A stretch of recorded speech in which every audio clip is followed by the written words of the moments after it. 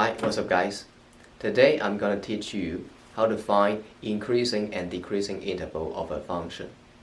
And this is one of the most important topics in calculus.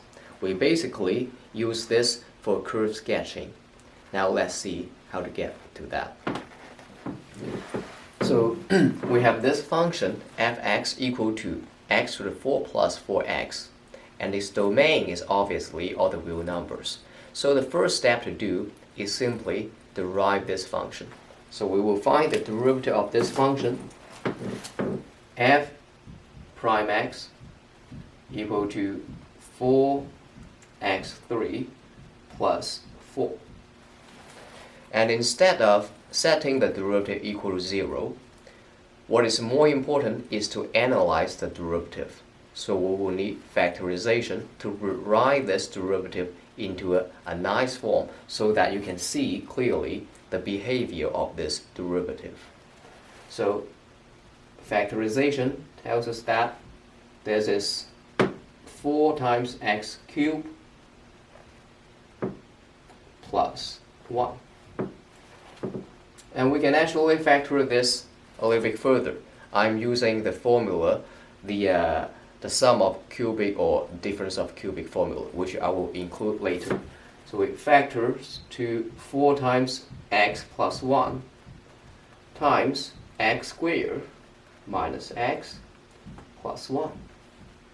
And the formula I'm using here is just in case we forgot, so I remind you here. A cubed plus b cubed equal to a plus b times a squared minus ab plus b squared. And in this case, my a is just x and my b is 1.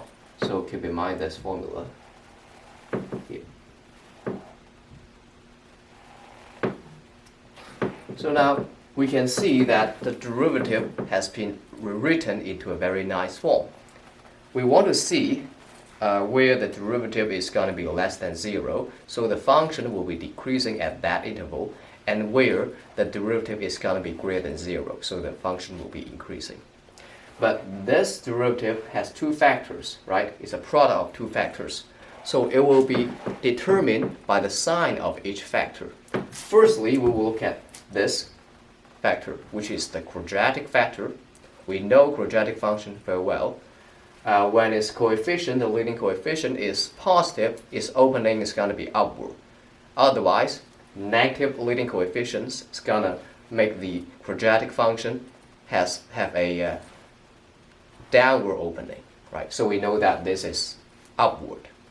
And we also look at the delta, the discriminant of this quadratic function, so we can see how many intersections this function is going to have with the x-axis.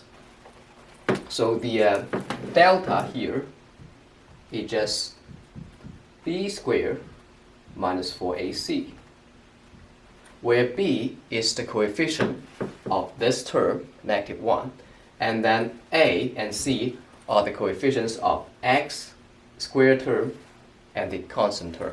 So we substitute those in here, so it comes to negative 1 squared minus 4 times 1 times 1, which is negative 3, less than 0, right?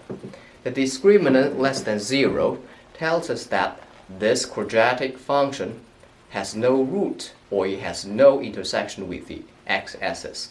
So the behavior looks like this. Quadratic function, suppose this is our x-axis, and the quadratic function is going to be entirely above the x-axis. So it never touches the x-axis, which will be always greater than 0. As long as this factor is always greater than 0, it will not affect the sign of the derivative, which means that the sign of this derivative will be completely determined by the sign of the other factor, x plus 1, right? So let's see how do we get to that. X plus 1 is simply a straight line. I can graph this here. We have yx and y equal to x1 plus 1 passes through this point 0, 1 and this point -1, 0. And we can easily see that when x is less than -1, then the time is going to be entirely below the x-axis, which is less than 0. And when x is greater than -1, the line is going to be entirely above the x-axis, which is greater than 0. Now, having this information is enough to come to our conclusion. So we can draw our diagram here.